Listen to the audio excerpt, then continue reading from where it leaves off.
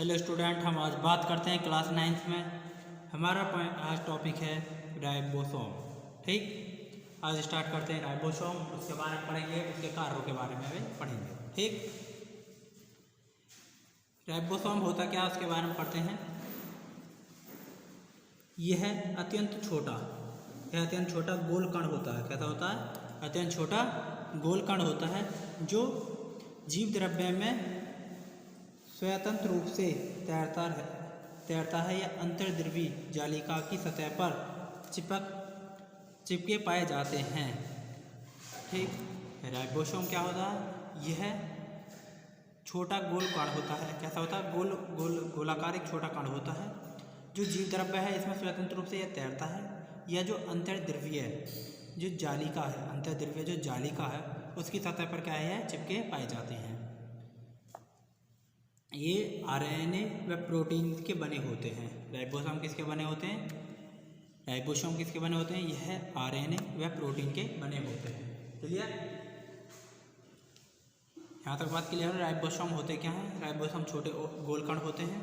ये जो जलीय जो द्रव होता है, यानी जीव द्रव, जलीय जीव नहीं, जो जीव द्रव होता है उस पर स्वतंत्र यानी कि तैरते रहते हैं, और या जो उसके ऊपर जो अंतर्द्रव्य जो जालिका होती है, यानी द्रव के ऊपर जो जालिका होती है उस पर क्या होते हैं? ये चिपके रहते हैं। ये किसके बने होते हैं? ये आरएनए और प्रोटीन के बने होते हैं। ठीक, ये यदि कोशिका है, ये इसका न्यूक्लियस है यानी केंद्रक। इस पर क्या होता है? इसमें द्रव होता है। क्या होता है? द्रव होता है। ये जो द्रव है इस पर क्या होते हैं? इसमें ही राइबोसोम पाए जाते हैं। इसमें क्या होता है? राइबोसोम पाए जाते हैं जो इसमें तैरते रहते हैं, स्वतंत्र क्या करते हैं? तैरते रहते हैं। और जो इसके ऊपर जो जाली होती है, क्या होती है? जाली होती है, या इसकी जो दीवार है इस पर यहाँ पर ये चिपक जाएंगे। ठीक, क्या होते हैं? चिपके पाए जाते हैं। क्लियर? अब बात करते हैं, यहाँ बात आई अंतर्द्रवीय जालिका की। अंतर्द्रवीय जालिका होती क्या उसके बारे में पहले जान लीजिए। इसकी इमेज मैंने आपको पीडीएफ में दी हुई है। पीडीएफ में से इमेजों को देखें और उसे समझें। ठीक, क्लियर? अब बात करते हैं अंतर्द्रव्य जालिका की। किसकी? अंतर्द्रव्य जालिका की। यह झिल्ली मुक्त कैसी होती है? झिल्ली मुक्त नालिकाओं तथा सीट का एक विशाल तंत्र होता है। क्या होता है? यह कैसी होती है? झिल्ली युक्त, मुक्त नहीं, युक्त, झिल्ली युक्त नालिकाओं, यह झिल्ली युक्त नालिकाओं तथा सीट का एक विशाल तंत्र होता है। क्या होता है? तंत्र होता है। इसकी जो खोज की थी, अंतर्द्रव्य जालिका की खोज किसने की थी? पोटर ने। किसने की थी? पोटर ने। ठीक, पोटर ने। यह प्रोकैरियोटिक कोशिकाएं हमने पढ़ी हैं, प्रोकैरियोटिक और यूकैरियोटिक्स। प्रोकैरियोटिक्स तथा स्तनधारी कौन से होते हैं? इन्हें इंग्लिश में बोलते हैं मैमल्स। इन्हें क्या बोला? जो दूध देते हैं। स्तनधारी कौन से होते हैं? वे जो दूध देते हैं। थैरेसाइट के अलावा यह सभी में पाया जाता है। या ना तो प्रोकैरियोटिक्स में कोशिका में पाया जाएगा, ना स्तनधारी। जो आपके स्तनधारी उनमें नहीं पाया जाएगा यह अंतर्द्रव्य जालिका, और सब में यह पाई जाती है। ठीक, पता पड़ी। अंतर्द्रव्य जालिका नालिकाओं का क्या होती है? नालिकाओं की एक युक्त होती है। सीट का एक विशाल तंत्र होता है। एक सीट है, उसका क्या होगा? विशाल तंत्र होगा। इसकी जो खोज की थी वह किसने की थी? पोटर ने की थी। और जो इसमें यह किसमें नहीं पाई जाएगी? प्रोकैरियोटिक्स में कोशिकाओं में, और स्तनधारी जो आपके थैरोसाइट हैं, थैरोसाइट में ये नहीं पाई जाएगी, और इसके अलावा ये सभी में पाई जाती है। क्लियर? यहाँ तक ये आपको क्लियर हुए होंगे। ठीक, इसको भी अंतर्द्रव्य जो जालिका है, अंतर्द्रव्य जालिका को भी दो भागों में बांटा गया है। किसमें? चिकनी और खुदरी। कितने भागों में बांटा गया? इसे भी दो भागों में बांटा गया है।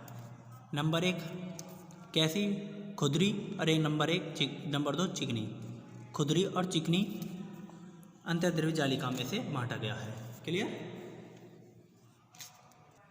अभी हमने बात करी थी, इसे दो भागों में बांटा गया है। चिकनी अंतर्द्रव्य जालिका और खुदरी अंतर्द्रव्य जालिका। क्लियर? चिकनी में क्या होता है, ये झिल्ली व नालिकाओं से बना होता है। चिकनी क्या होता है, इसमें झिल्ली होती हैं और नालिकाओं से बना होता है। जो ये होती है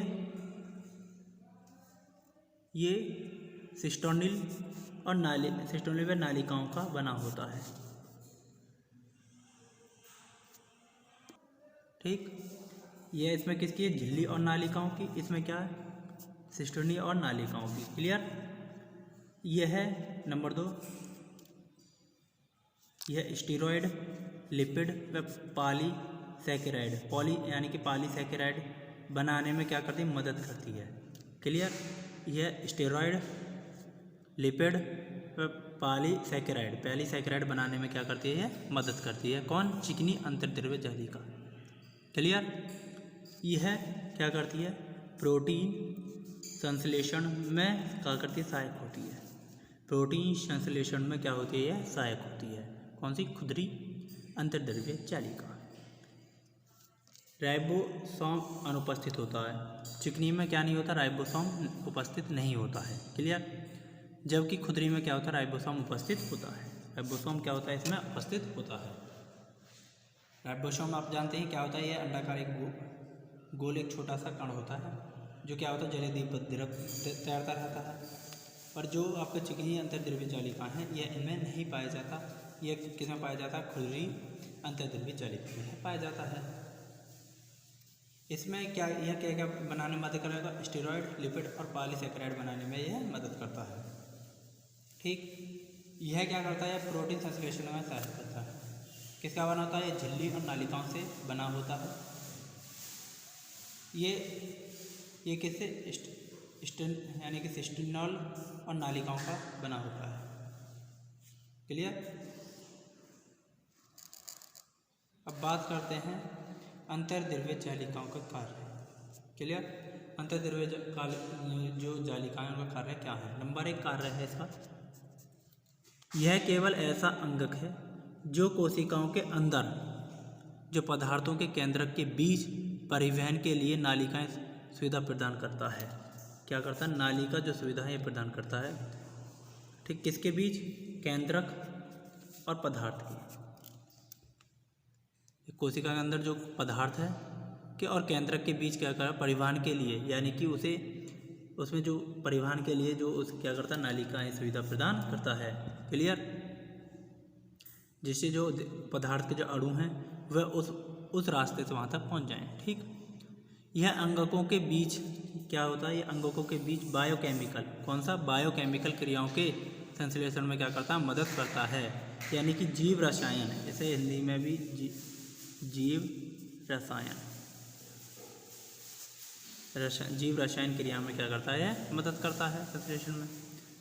तीसरा पॉइंट है, यह वसा, स्टेरॉयड, कोलेस्ट्रॉल के संश्लेषण में क्या करता है, मदद करता है। क्लियर।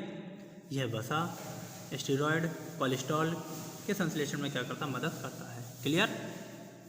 यानी कि अंतर्द्रव्य जालिका के जो कार्य हैं वे क्या है, जो पदार्थ है और केंद्रक के बीच क्या परिवहन के लिए नालिका प्रदान करता है। यह अंगकों के बीच क्या जीव रसायन क्रियाओं के संश्लेषण में मदद करता है उन्हें, यानी कि जो बायो क्रियाएँ हैं उन्हें संपूर्ण होने में क्या करता है, मदद करता है। इसका मतलब तीसरा पॉइंट है, यह वसा, स्टेरॉयड, कोलेस्ट्रॉल जो होता है उसके संश्लेषण में क्या करता है, यह मदद करता है। कौन, अंतर्द्रव्य जालिकाएँ। ठीक, अंतर्द्रव्य जालिकाएँ की ये मदद करती है। क्लियर। 3 पॉइंट आप क्लियर हो गए। अब लास्ट पॉइंट आज का, राइबोसोम के कार्य। क्लियर। राइबोसोम के कार्य, राइबोसोम का कार्य क्या है, राइबोसोम अमीनो एसिड, किसका, राइबोसोम अमीनो एसिड से प्रोटीन संश्लेषण का मुख्य क्या है, स्थान है। मुख्य क्या स्थान है। सभी रचनात्मक व क्रियात्मक प्रोटीनों का संश्लेषण राइबोसोम द्वारा किया जाता है। क्लियर। संश्लेषण प्रोटीन कोशिकाएं, जो प्रोटीन कोशिकाओं के विभिन्न अंगों को अंतर्द्रव्य जालिका द्वारा कोशिका के विभिन्न भागों तक भेज दिया जाता है। क्लियर। इसका मतलब यह है जो राइबोसोम है वह अमीनो एसिड से प्रोटीन संश्लेषण का मुख्य स्थान है। क्लियर। जो राइबोसोम है, जो अमीनो एसिड है, अमीनो एसिड से क्या करता है राइबोसोम, जो प्रोटीन संश्लेषण है उसे उसका क्या होता है, मुख्य स्थान होता है।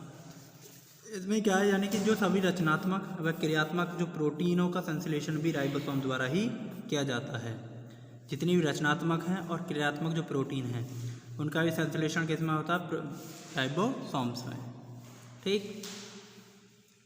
यानी कि संश्लेषण जो होता है, संश्लेषण प्रोटीन, जो संश्लेषण प्रोटीन है कोशिका के विभिन्न अंगों में अंतःद्रव्य जालिका